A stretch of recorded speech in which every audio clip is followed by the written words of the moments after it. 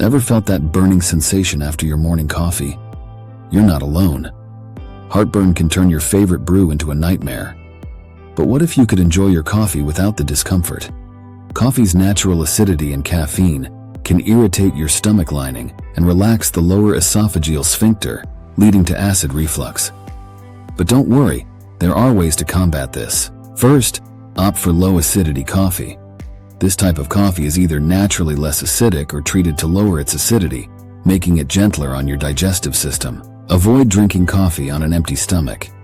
Without food to absorb the acid, your stomach produces more hydrochloric acid, which can travel back into the esophagus, causing discomfort. Limit your coffee intake. The more coffee you drink, the more acid your stomach produces, increasing the likelihood of heartburn. Skip the sugar and cream. These can relax the lower esophageal sphincter, allowing stomach acid to escape into the esophagus. Drink your coffee slowly. Gulping it down quickly can overwhelm your stomach, causing it to produce more acid in response. Consider switching to cold brew.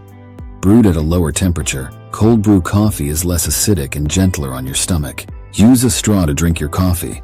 This can help direct the coffee past your throat and esophagus, reducing the likelihood of acid reflux. Stay upright after drinking coffee.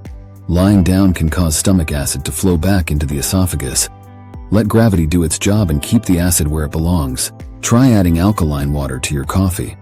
With a higher pH level, alkaline water can help neutralize the acidity of coffee, making it less likely to cause heartburn.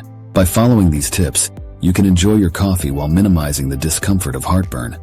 Don't let heartburn ruin your coffee experience. Sip smart, stay comfortable.